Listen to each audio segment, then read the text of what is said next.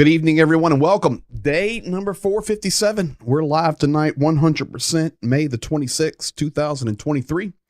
Want to thank all of you guys for being here tonight. It's going to be a very unique and interesting update because probably tonight I have the most video translated of any time during the war.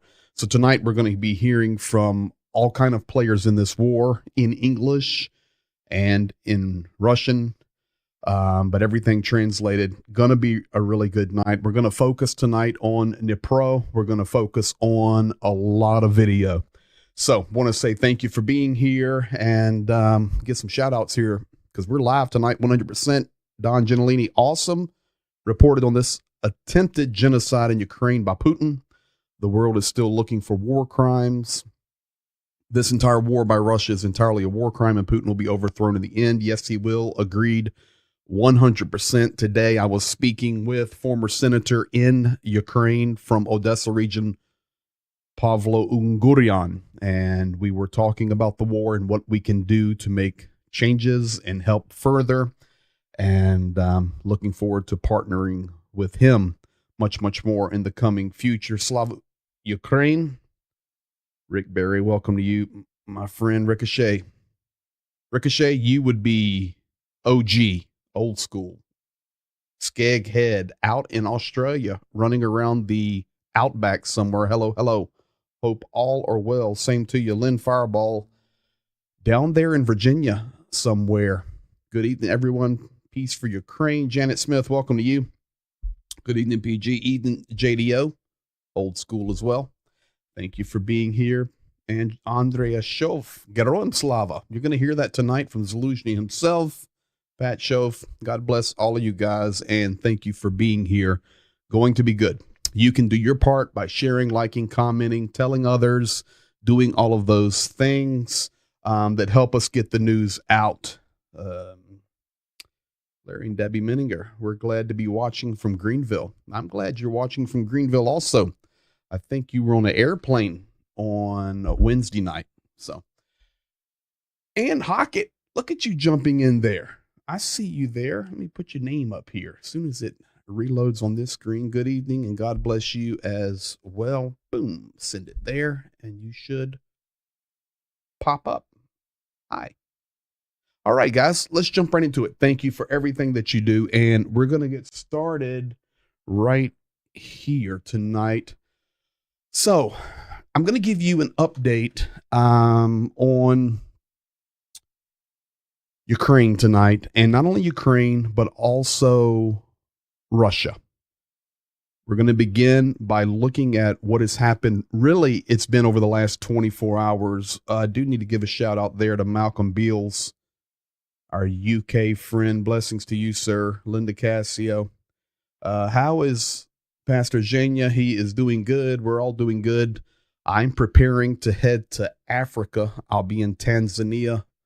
I leave on Wednesday of next week. Updates will be here as normal. And if we need to do whatever, even on the off update nights, everything will continue. So, but I'm heading there, doing better. I get back since you asked.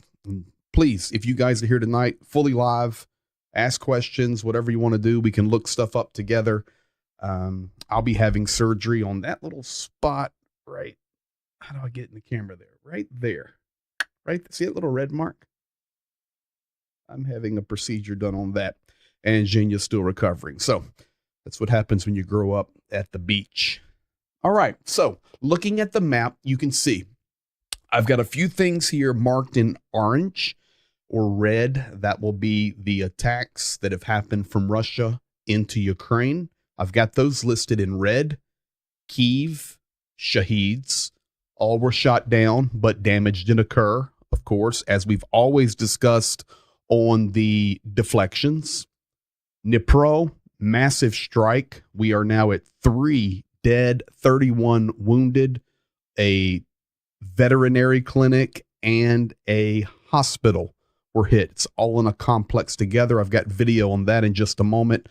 Avdiivka, residential buildings, of course, major battle there, were leveled. People have been lost there. Bakhmut continues. The city is completely under the control of Russia. No matter what you see, but the northern and southern flanks going well for Ukraine. In fact, got a video from there in just a second. Ukrainian soldiers showing how Russia continues to drop incendiary munitions on all of that Bakhmut region. Izum, a city where we have done a lot of work. And honestly, folks, Izum is destroyed. It's a large, large city. I've done a lot of video for you guys from Izum. They had the largest strike yet. I mean, it's impossible to even for me to understand it, because I've been in Izum a dozen times inside, and to hear the regional governor come out and say last night was the strongest night of attacks we've had since the war began, it's kind of hard for me to wrap my mind around when all of the city's destroyed as it is. And we've got some news on Energodar. Now, tonight, also, in addition, we have an adjustment. If you look at the lower left of the map, you see some blue. I have Mariupol, Donetsk, and Belgorod region, Russia, marked in blue. Folks, Ukraine is starting to hit these places behind the enemy lines, behind the front lines, and take out strategic places of military and infrastructure for the Russian military. They, over the last 24 hours, hit Donetsk. They hit Mariupol, adjacent to the Azovstal steel factory that we covered and watched. And there's actually a video pinned on my YouTube channel for people to remember Azovstal. And then you also see the blue flame up on the black there above Kharkiv. That's in the Belgorod region. So we're going to look at these places for a moment. And I think where we'll start first is in Dnipro. Dnipro was hit by either S-300s or S-400s, and it was smashed. So let's start here with Dnipro tonight. I've got some video I've been able to put together right here. Here's what happened in Dnipro. And as of right now, 3 lost, 69-year-old man, it's like a 2 or 3 and a 5 or 6-year-old child. People are still missing, but here is some video footage directly from Dnipro today. And yes, this was hit not at night, but during the daylight hours, right in the middle of the day. Here it is.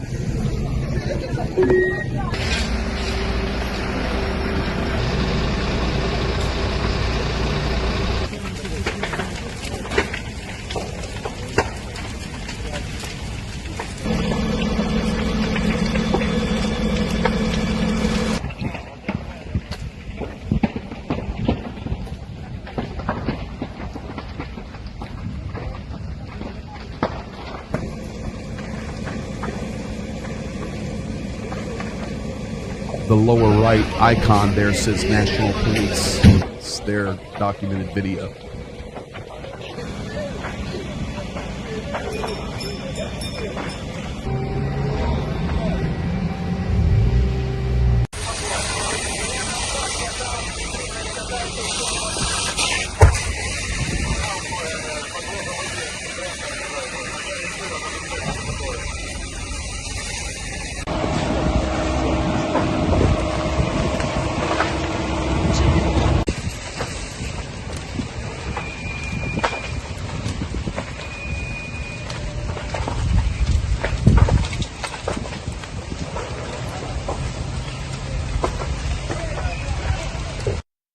So there you have it. That is Dnipro. It was struck.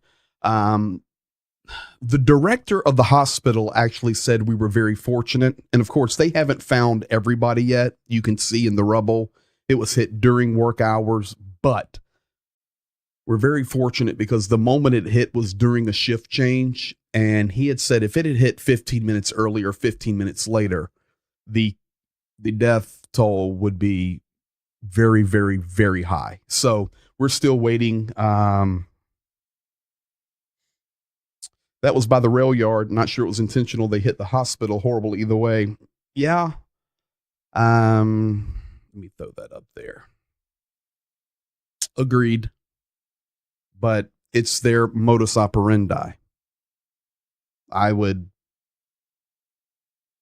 I'm not sure. I know exactly where it was. I've been right there. You know, it's hard to say. These guys are terrorists and they just want to destroy. Here is Zoom, the governor of Zoom talking. I'm just going to play a little bit of it because he's just saying, you can just hear him, look behind him. He's saying it's the largest attack on a Zoom yet. He's saying here in a Zoom, right in the city, it's the, we were hit by a lot of kamikaze Shahed drones. This is the largest attack. This is the largest attack we've had at one time since the war began. And the level of destruction is very high. We've had a major school destroyed. In fact, behind me, you can see the school. This was an unprovoked attack. Just they dropped the drones on us.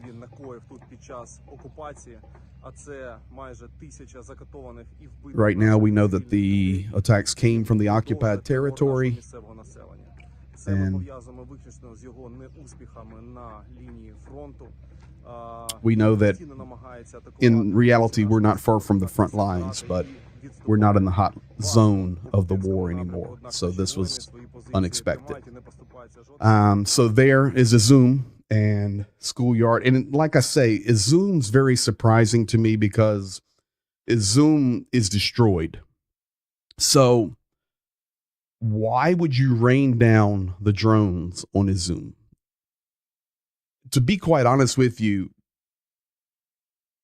very little military even in Zoom. They're not in Zoom. So I just don't get it. But they were wrecked. Bakhmut, here's a video out from a soldier today. Just really taking a selfie. But he was showing, and this is on the northern flank side of Bakhmut. I can tell you that. You can see the incendiaries raining down here. I can't translate that. It's not clean. Mm-hmm.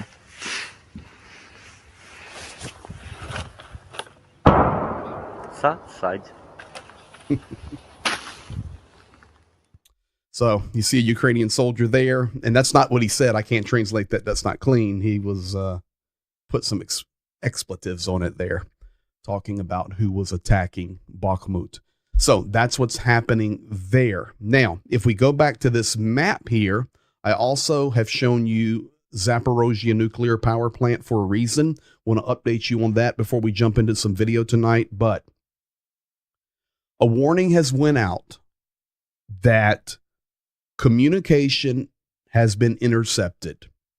And I've actually heard the communication. It's on radio telecommunications. And I don't want to translate that because you just hear these people talking on the staticky radio. It's been picked up and they're talking about a coming provocation. And this was Russians talking to Russians that Ukraine intercepted. This happens all the time. In fact, when we were running the front lines there with Zhenya and we're with our military buddies, all they do is flip the frequency. And we would listen to the Russians communicating all the time whenever they were using unsecure links, which happens quite often, surprisingly. So it's not abnormal to be able to pick up on all this. And of course, both sides are monitoring each communication of the other. So this was picked up that it's credible enough. And we talked the other night about how loaded reactors 1, 2, and 4 are with military equipment, with munitions. The entire Zaporozhye nuclear power plant is mined. It's a ticking time bomb. Now, the war is getting hotter. The counteroffensive, according to many Ukrainians, has already began. I think that is absolutely correct. That's why we're seeing the strikes in Mariupol and in Donetsk, not across the lines from the Russian Svoboda Rossiya, the Freedom Brigade. That's a different entity doing what they're doing. But for sure, we're seeing some counter activity happening here. Zaporozhye nuclear power plant, I'm just telling you guys tonight on day 457, we need to pay attention to it, because if that radio chatter that was picked up is accurate, we could be looking at a provocation. And when we say provocation, we're talking about Russia striking themselves somehow, try to make it look like Ukraine did it, all the false flag stuff, but to cause a problem at Zaporozhye nuclear power plant. How would you control that at the largest nuclear facility in Europe?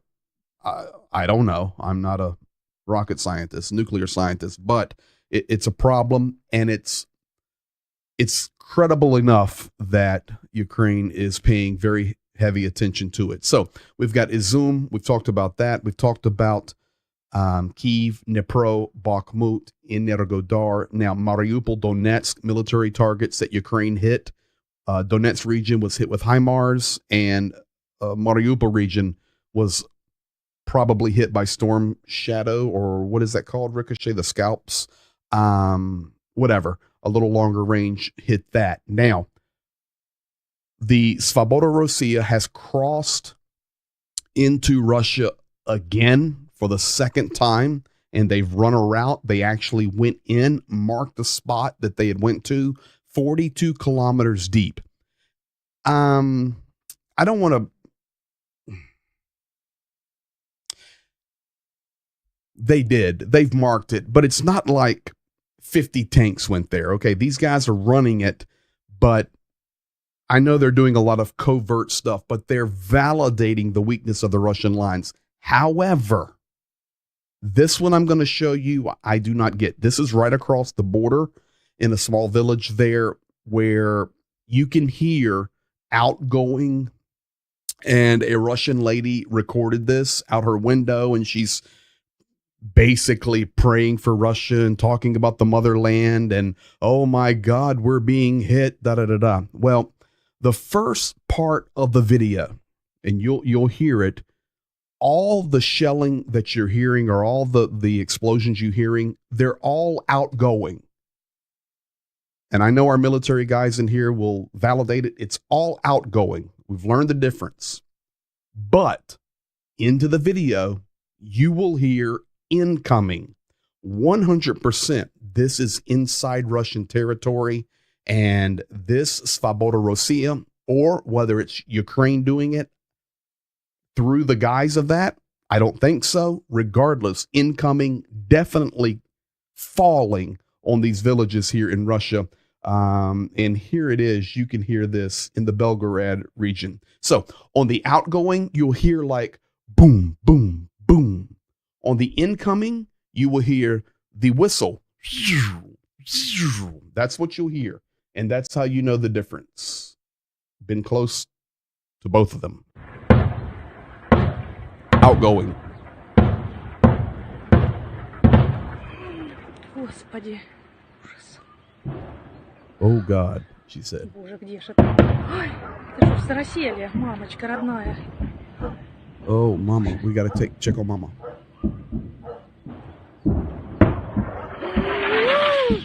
О боже, она же куда-то полетела. That was incoming. Черт! Блин, носок-завод, что ли? Ё-моё! Черт! Some colorful language there at the end, but you can hear it. So 100%, that's inside Russia. You could hear the outgoing, the bop, bop, bop, bop, bop, but no question. That whistle is crazy. Skeghead, you're right. Never want to hear that whistle. Rick Berry, again, there is no limit to the depths of depravity to which the unregenerate man will descend. Enough said. Larry and Debbie, you were right. Rick. I also saw down here Skeghead over there in Australia taking a little Ukrainian boy to a birthday party for the school kids. This little dude is wicked. He has an Aussie accent. Only in Australia. Very cool. So now let's go back. That's the update on that. Now, a few other things I want to share with you before we get into a lot of translation.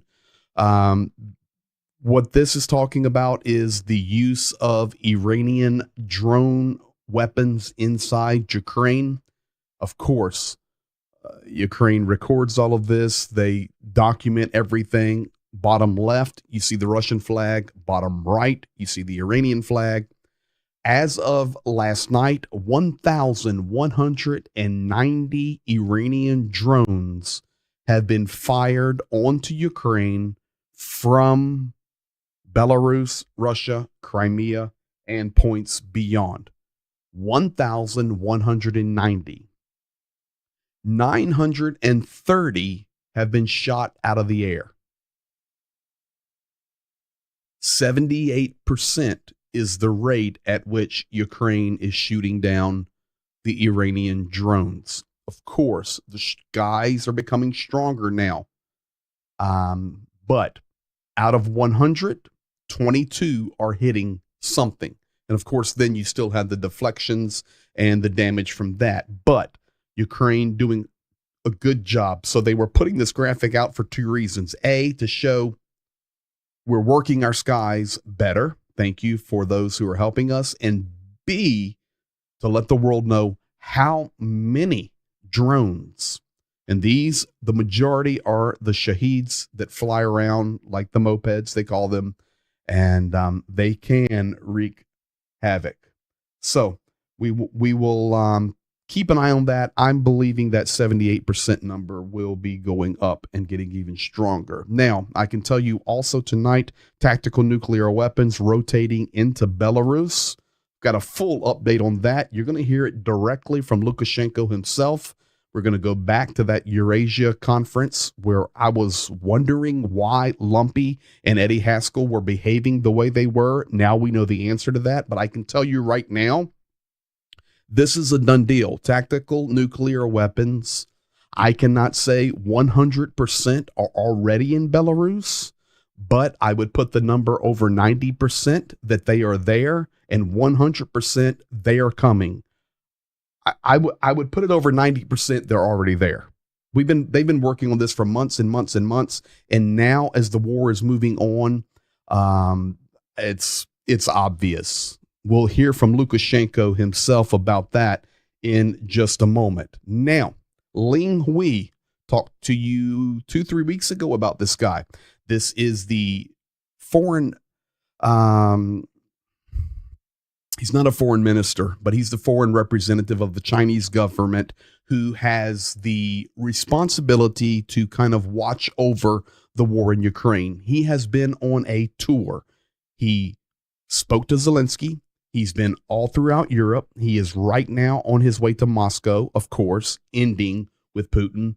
In Europe over the last couple of days, he has put out and reiterated the Chinese peace plan, which stated that the war would immediately go into a ceasefire and Ukraine would give up all territories where Russia now has troops. Now, that would be this, is what he's saying. This is the Chinese peace plan. Give up all of this, every bit of it.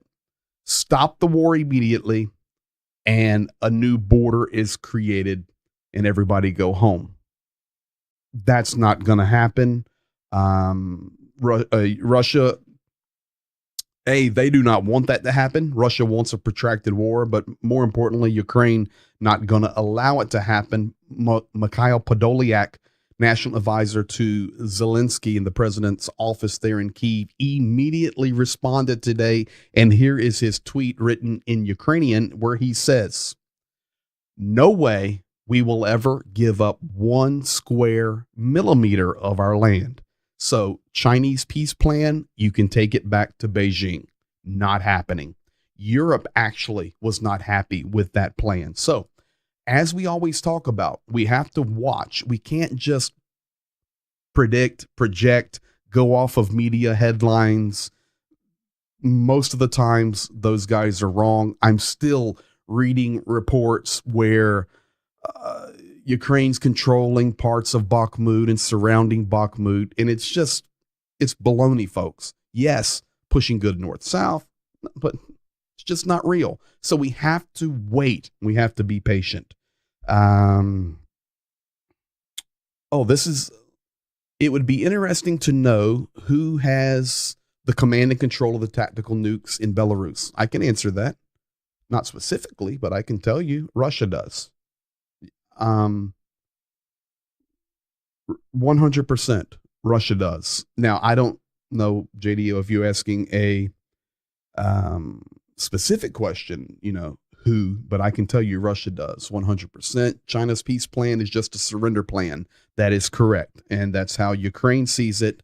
And that is why that is a no-no. But they're not giving up their territory.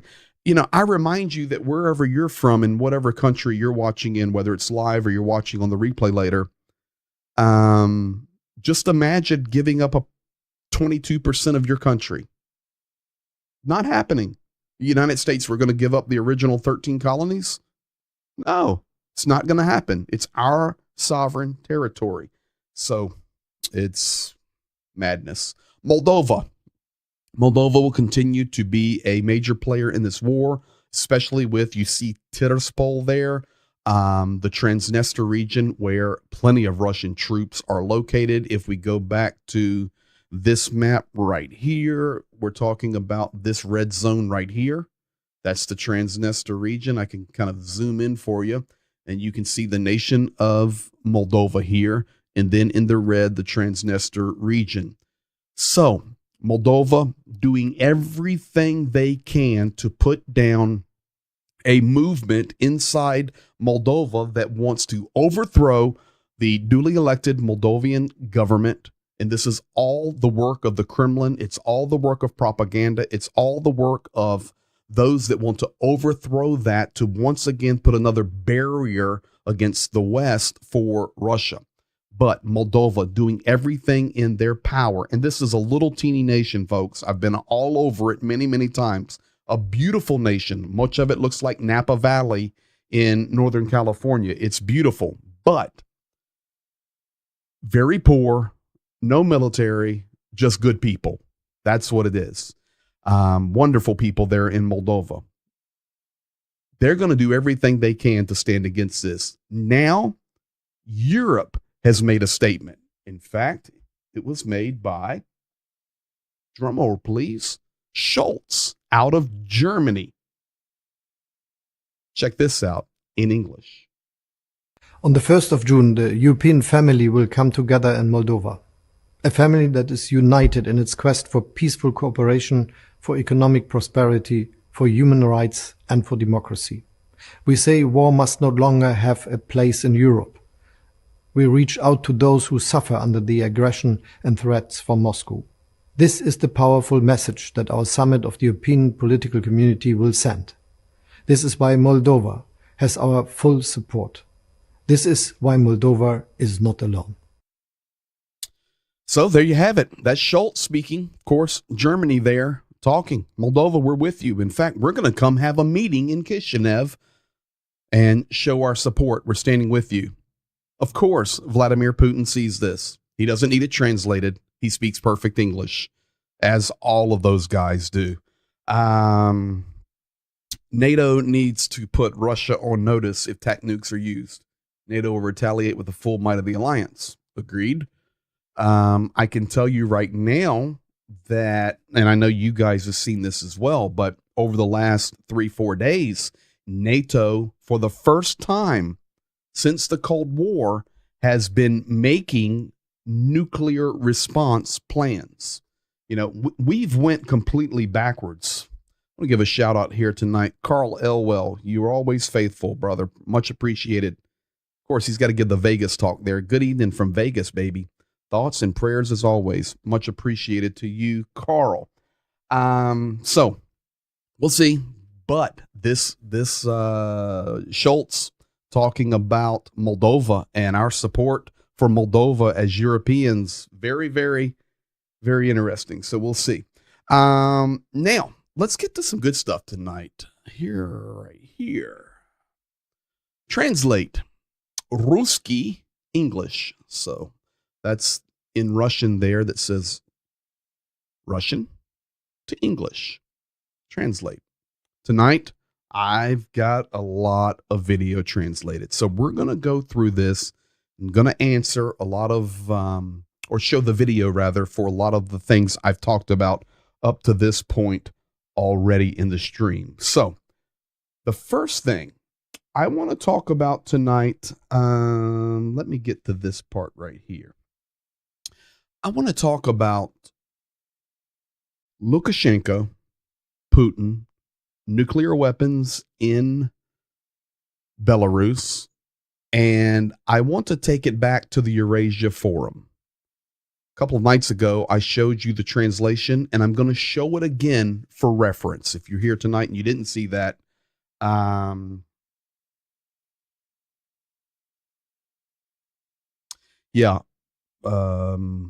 Mark missed the beginning. Nuclear power. Yeah, expected. Reading info about ZNPP. I'm live tonight. I like talking with everybody. Yes, it's they got some chatter going on. We could see a provocation. So we're going to go back to the Eurasia Economic Forum. We're going to listen to the president of Kazakhstan again. And then pay attention. You've got Eddie Haskell and Lumpy smiling, handshaking, and everybody's wondering what they're talking about. What is going on in that private conversation between Lukashenko and Putin? Tonight, I've got the answer for it. And that answer comes directly from Lukashenko. And it also answers the question about the nuclear weapons in Belarus. So here, a couple of videos translated. Let's go back and review Eurasia Economic Forum, president of Kazakhstan here.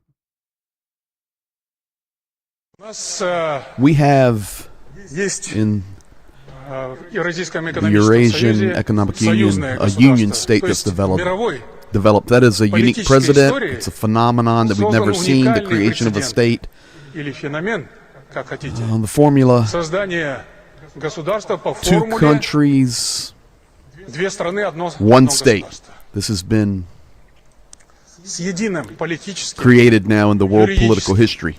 They have a single political, legal, military, economic, monetary, cultural, humanitarian space, with a single union government, with a single union parliament.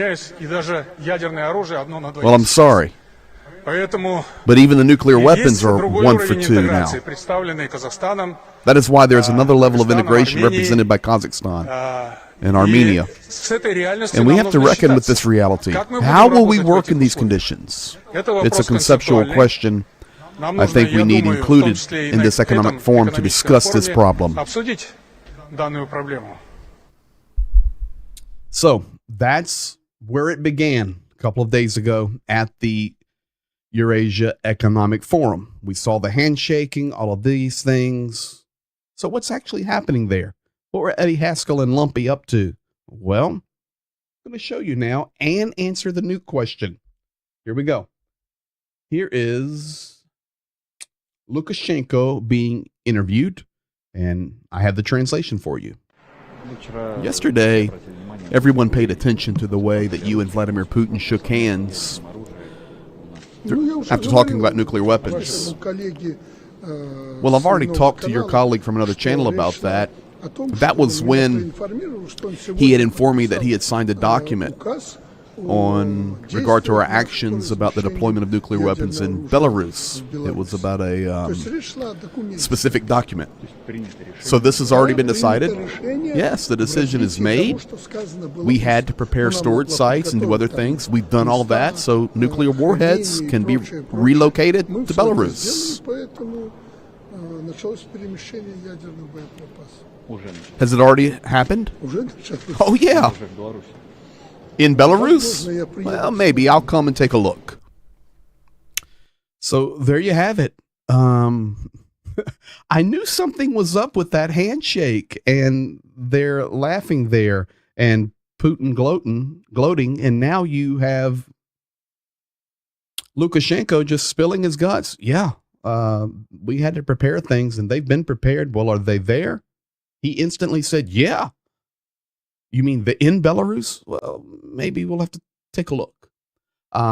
If you heard the translation there, he said, I've already spoken to your colleague. Well, I've got that video also.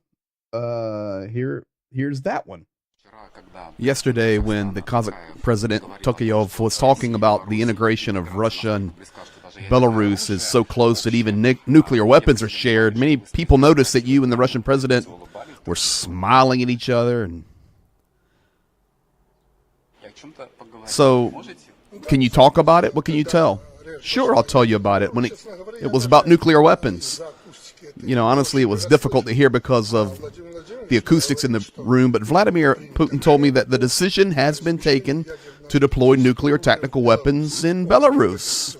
He told me about it. I thanked him, shook his hand, and that's what it's all about. Folks, they're talking about moving nukes around like you and I would share tacos. I mean, it was like the guy's giving a speech and Putin and Lukashenko, just want you to know there, President Lukashenko, I signed the document today. Nukes are good to go for Belarus. And it's just like you'd give him an apple pie. He's happy and, oh, good. You know, I saw the comment here, Mark McLaren, Sky News here in the UK called Russia putting nukes into Belarus as a silent invasion of Belarus. I would agree, but look at Lukashenko's response. He's welcoming it. Just, yeah, bring them on in. We're going backwards, folks. You're 100% Skaghead. He acts like he has a say, not just a lapdog. He does have a say, but no matter what he says, Putin's getting what he wants. I want to remind you guys here tonight that there are a lot of good Belarusian people, a lot of really good Belarusian people that do not want anything to do with this. In fact, I would venture to say that a majority of Belarusian people do not want this. They have no say. I remind you, Lukashenko has been in power the longest of any leader in Eastern Europe. The longest. He's a dictator completely. And I know it may look like he's a goofy old grandpa. Do not let that surprise you or fake you out there. Now, after that Eurasian summit, Putin's talking about the resources of Russia. So here you have it. Putin talking about Russian resources. Well, for the future, the truth is everybody has a future, but they're different. And that's the most important question. And I'm sure Russia has a good future. Firstly, because we know what we want, and we know the means to achieve our goals. Secondly, we have enormous resources. First and foremost, human resources.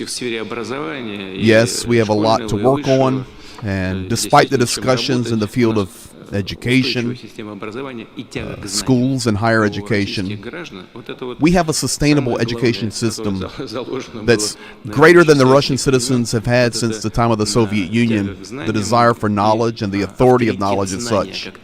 This is very important. Thank God it will be preserved. Yeah, he's thanking God there. It's going to be preserved. We have great resources, lots of people, human resources. We'll just use them and kill them.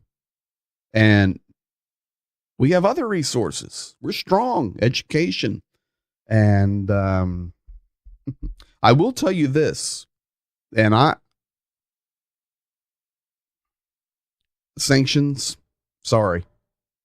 We've discussed that from the beginning. Unless the entire world sanctions Russia, it's meaningless. If China's not sanctioning, it's meaningless. Meaningless. Other nations, but I can also tell you, do not think that Russia does not have natural resources. Probably.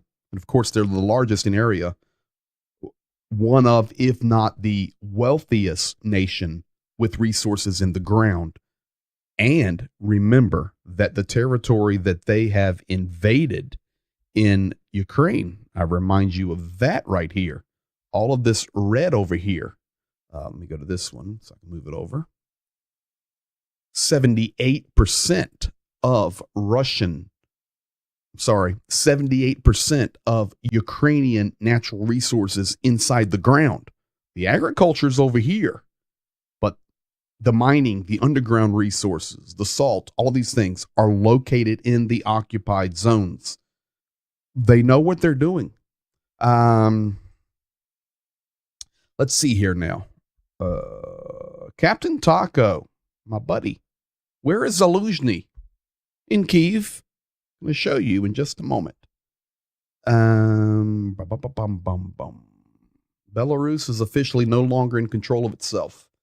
No matter what the puppet says, started with Russian army taking over in Soku and then the Russian nukes as the cherry on top. Yes. I would even venture to say that Belarus was no longer in control of itself on February the 24th, 2022, when Russia invaded and used some Belarusian territory. And of course, as the war has progressed, they've used it more and more.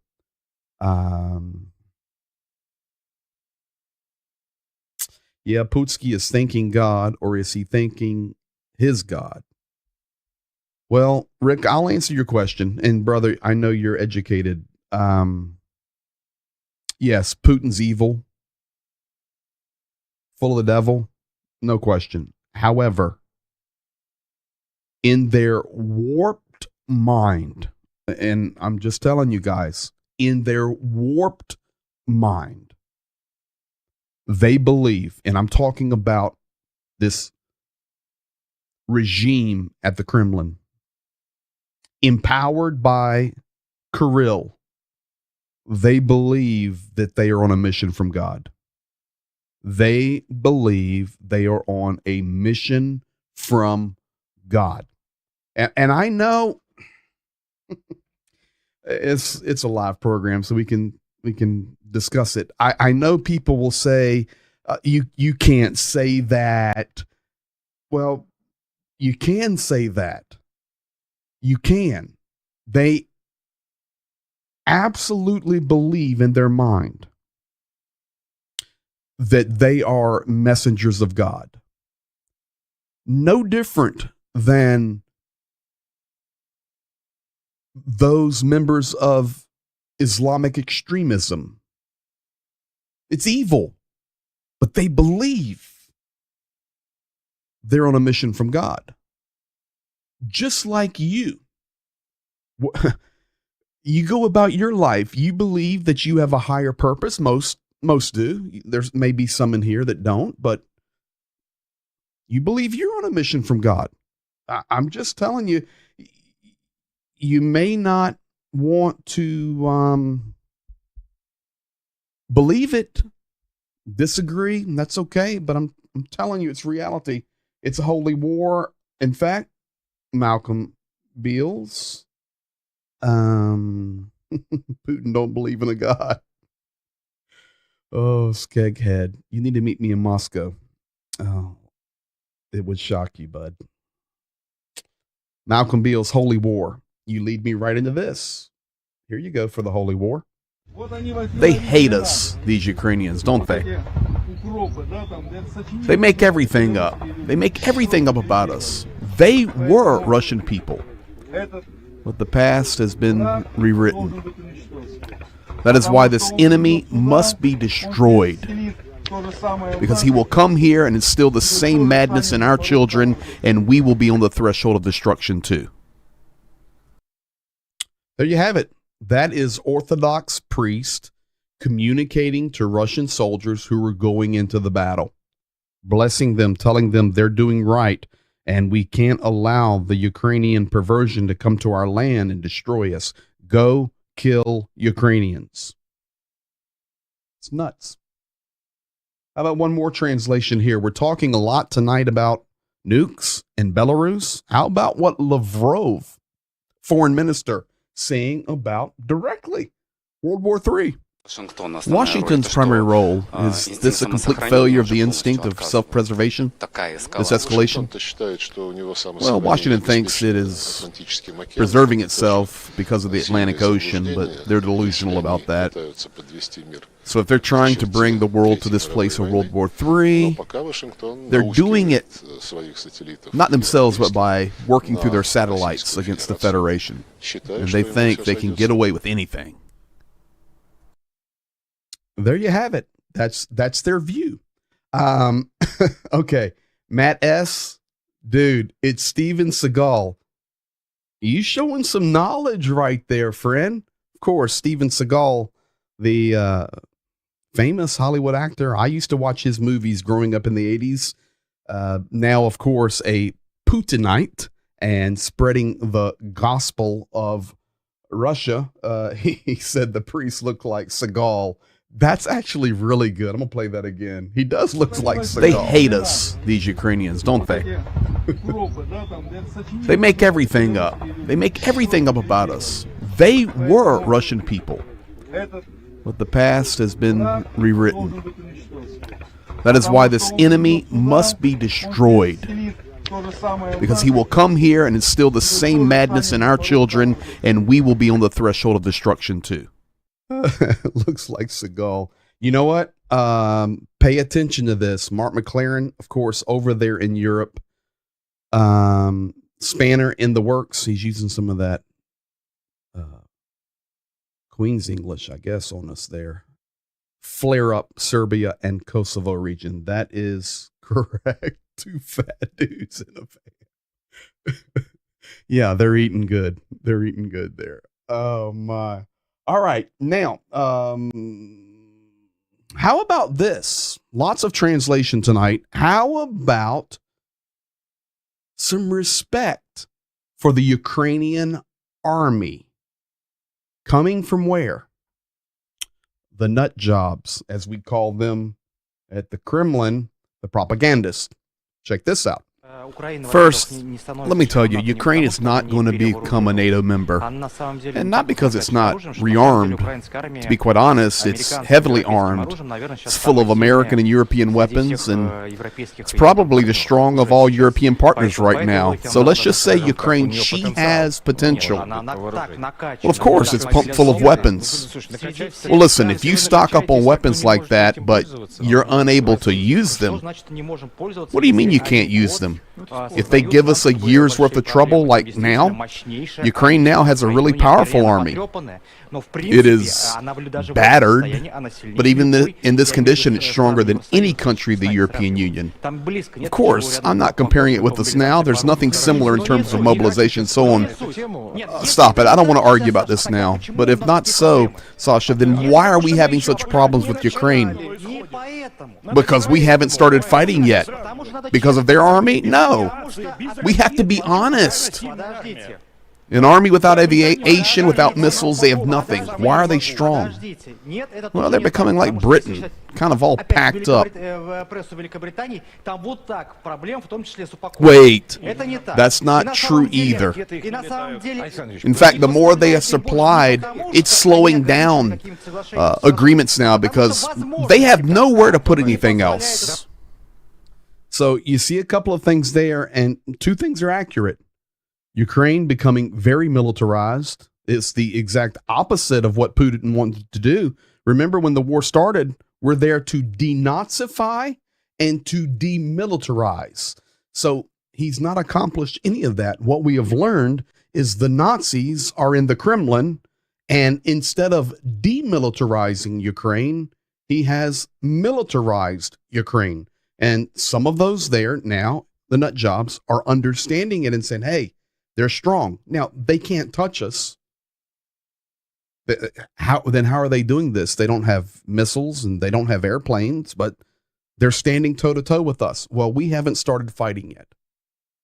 Yeah, right. You're fighting.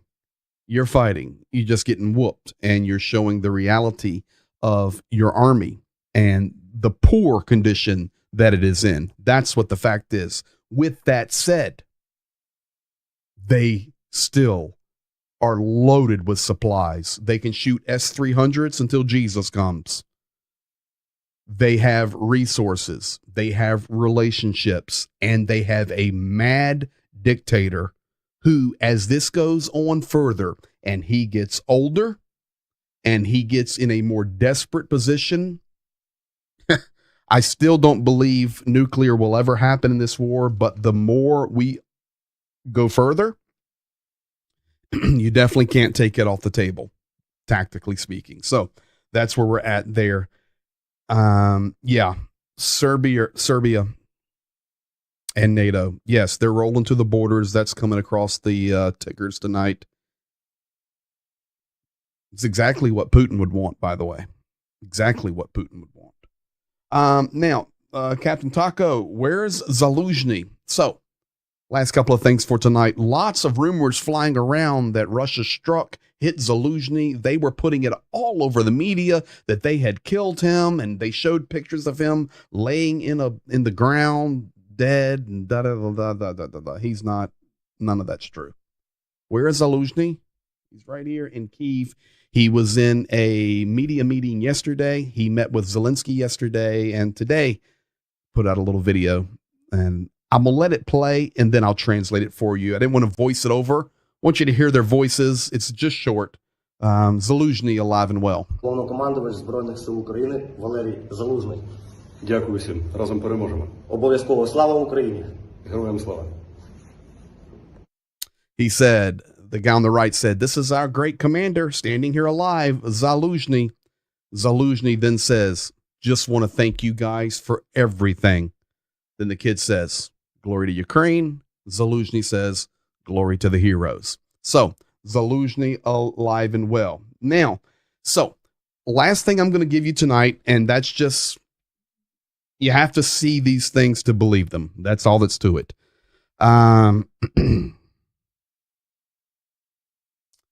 You remember early in the war when we were, and even a lot of Americans, even still, they've drank the Kool-Aid and they believe this stuff. They believe Zelensky's evil, and they believe that there are biolabs still in Ukraine.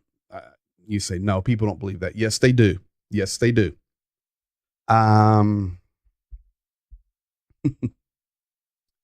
That story kind of went away. Well, now the story going through Russia, and remember, all this stuff gets blasted on Russian state TV and the media. Everybody sees this. Is now Ukraine is harvesting the organs of wounded soldiers and selling them on the black market.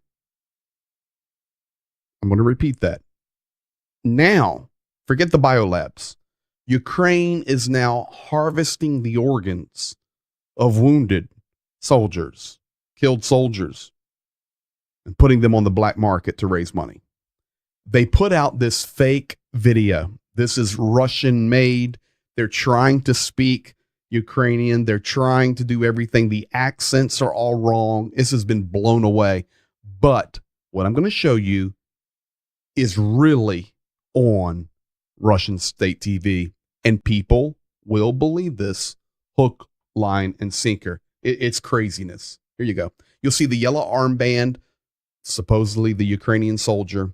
He goes in the little operating room, and the Ukrainian doctors harvesting the organs.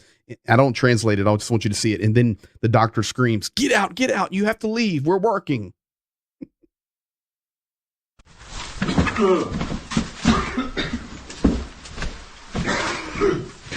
У вас тут скіф? До снеги назад! Блядь, скіф де? Вийди нахуй, блядь. Скіф де? Скіф де, я тебе Ти, питаю? блядь, пішов. Нормально не See the міг yellow band. сказати? Ти звідси нахуй. Криса йобана. You can't make this stuff up. That's what they're showing. Hey, it's in our country as well. Let's see here. I've got it. Where is it at? I want to show you one more thing. I've got it here somewhere. Then I'll check the updates right here. Let me show you this. This one's crazy too. I'll translate this one over top of it. This happened in the United States. I'm sure some of you guys have seen this. A Russian supporter writes on the garage. In fact, let me cut to it. Pause. So the garage says Bakhmut nash, meaning Bakhmut is ours. And then below that, it said Spasiba Wagner. And it's being taken down, or yeah. And then you see on the right the Z and the V, or it's being put up. So Bakhmut nash Spasiba Wagner, Z and V, U.S. These guys come by, they're screaming at her. Do you know what is happening? Why are you supporting that? She's a Russian lady in the U.S. They're Ukrainians. Here it is. I'll play it now. The problem is, honestly, then I'll come back here for a second. You're going to see that they're screaming at her. Do you know what's happening? The genocide, da da da da.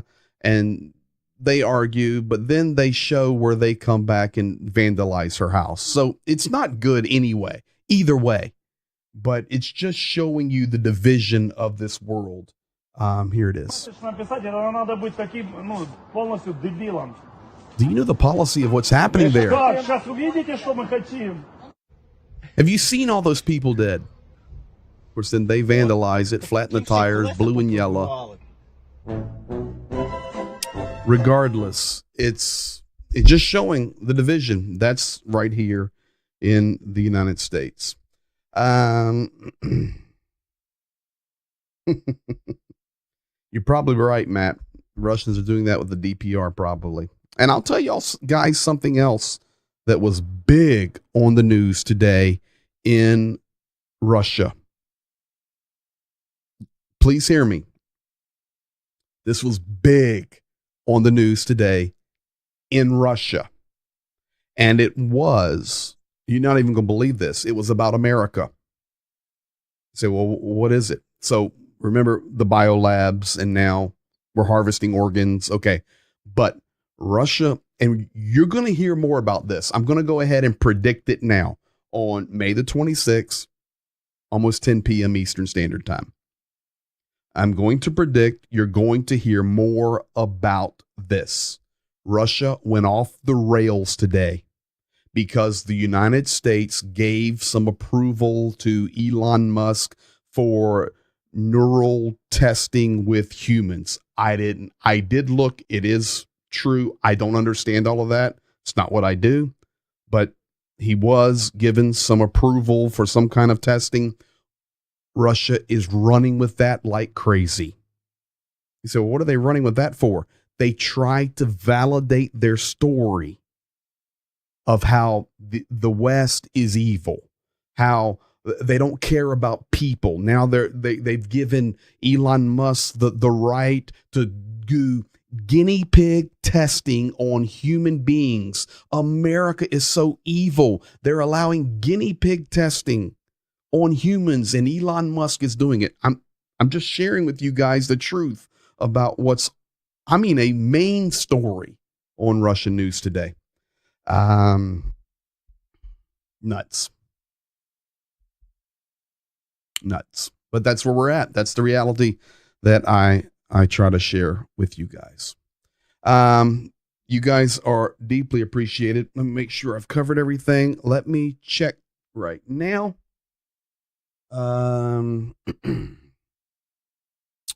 Right this minute, 10 p.m. Eastern Standard Time, Kherson is being hit by shells and larger, probably S-300s from the left bank, from the south side, Kherson, right now, 5 a.m. Let's see here. Do this for you. This is the current air alert map. And Kherson is right here. Larry, I saw your advice to make the cursor big for when I do the stream. I think I will. Great idea. So right now, Odessa, Mykolaiv, Kherson, Zaporizhia, Dnipropetrovsk, Kirovogradsk, Cherkasy, and Vinnytsia Oblast are under air alarm, and that probably will push to the west as time goes through. But I can tell you Kherson being hit right now. So that's where we're at. Make sure there's nothing else. Nope, that's where we're at as of 5:01 a.m. local. So thank you guys, as always, for being here. Thank you for your support. Make sure you share, like, comment, do all of that stuff. It really helps us. For those of you that haven't, jump over to the Patreon and join it. Constantly putting stuff in there. Today I put some video in there about POWs exchanged and returned home.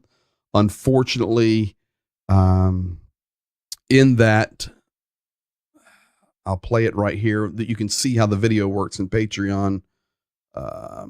We lost right here. Let me share this. This is the exchange coming, and that is an American soldier that was killed there in Bakhmut, and he's being returned with the Ukrainian POWs.